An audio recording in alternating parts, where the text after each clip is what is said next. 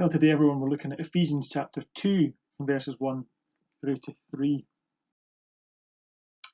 I think these verses are really quite well known to Christians who have a really firm grasp of the gospel. What I want us to remember as we start chapter 2 is that throughout chapter 1, it has been clear, Paul has shown us that our salvation, from beginning to end, has been from God. He initiates it, he fulfills it, and he completes our salvation. He keeps us till the very end. And these verses emphasize that all the more, and they explain why it is the case as well. We are told that we are dead in our trespasses and sins. And later on in verse 3, that we are by nature children of wrath. So before coming to Jesus, we are children of wrath. That is our nature. So listen carefully. It's not just that we do sinful things. We are inherently sinful. That means that we are opposed to God's rule and reign in our life. We do not live for Him, but we live for ourselves. We disobey. We live according to the passions of our bodies. We carry out whatever desires we have in both our body and our mind, as these verses explain to us. And because that is how we are by nature, we deserve the full wrath of God. We are children of wrath. That means death eternally, separation from God, hell. And that condition, that state, needs to be seen as dreadful. No one should be happy in this state. But alongside the fact that we will bear the wrath of God, we are dead. Dead in our trespasses and sins. Which means this: because you are dead, there's nothing you can do to change your condition of being a child of wrath. See, when you're dead, you can't do anything. Now, I'm not trying to be funny, but dead people cannot do anything. They cannot bring themselves back to life. They have no inclination to do so. They do not have the wherewithal to do so. And this verse says that we are spiritually dead. So we live physically, but spiritually we are dead. And maybe we kind of get a little bit stuck there because we have life physically. Maybe we somehow think that what we do physically can somehow impact our life spiritually. But we are dead spiritually. There's nothing we can do. We cannot change our condition in and of ourselves. But being dead means that we do not want to either. We have no inclination towards God whatsoever.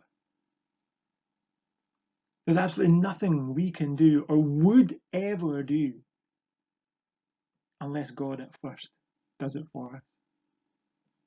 You know, recently Nikki showed me a plant that she had described last year as being dead. She said, this plant was dead last year, but look now, it's come back to life. She's cared for it, nurtured it, watered it, fed it, all the rest. But for you and me who were dead, we simply cannot have a good dose of medicine, a jolt or a shock to bring us back to life. Because we've never had life in the first place. And so being dead here indicates that we cannot do anything. And it's where then the good news of the gospel shines. Because God is the one who's done it all for us. What we need is to be made alive, to be born again. And this is what God does. He regenerates us. He changes our hearts, which are inclined only towards ourselves and to live for ourselves, and instead inclines us towards God. He doesn't bring us back to life. He makes us new creations. The verses on the screen there say that. The old has gone, the new has come. We are now alive to God through Jesus. God has done it all.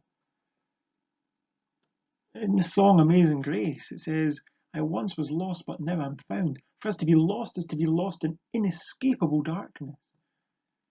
There's no way out. Someone needs to rescue us, and that is what God has done for us through Jesus. He's taken us dead spiritually.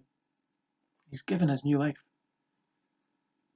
And so for the Christian, you've got to think, when you read these verses in Ephesians chapter 2, what should your response be to being brought to life? How do you view God in light of his mercy towards you? Do you love him? Do you think giving life to you is worthy then of your life being given to him? Do you seek to honour and glorify, live a life of gratitude because of what he's done? Because again, from beginning to end, this is all of God. He doesn't give you life because somehow in your dead state you deserved it or showed signs of life. You've shown by how you live that you're a child of wrath. And yet despite that, he's predestined you before the world began to be his child. Not any choice or inclination of yours, he simply chose you. We who are his children should forever be thankful to him. And so I think as Christians, there are two responses to this passage. The first has to be praise and worship and adoration and dedication to God for what he's given to you. I mean, these verses really show the grace of God towards us. And so these verses, if you are a Christian,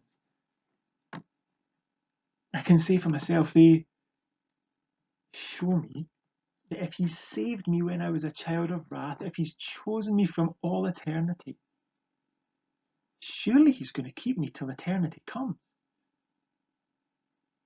I have great assurance when I read these verses, because it was nothing to do with me. When I understand that I was dead and yet God has brought me to life, not because of who I was, but despite who I was and despite how I lived, then he must really love me. He must really desire my salvation, that he's initiated it, fulfilled it through Jesus, and no doubt he will keep it, preserve it, and protect it until he comes again for all eternity.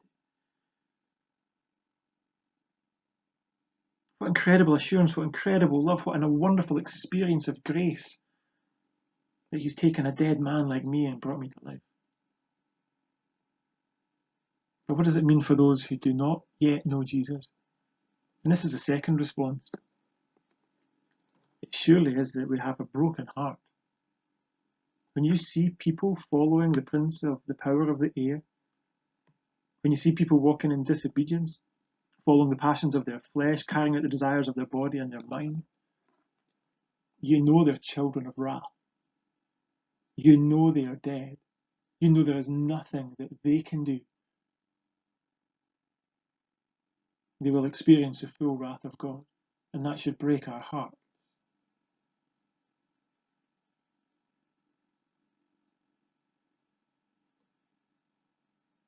And if our heart breaks for the lost, if we actually truly understand what it means to be dead in transgressions and sins, then what should accompany our broken heart is our evangelism. Because while we cannot save, we take the words of the one who can. Our God can raise the dead. He's raised you, right? He's brought you to new life. And in his word, in the gospel, is good news. And whenever we take that good news, it is accompanied by God's power, and it can raise the dead.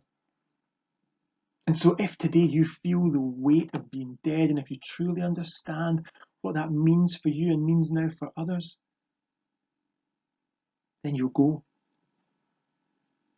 What else are we to do? Go and worship God. Give him thanks, praise, and adoration. And go and tell others of this good news. Amen.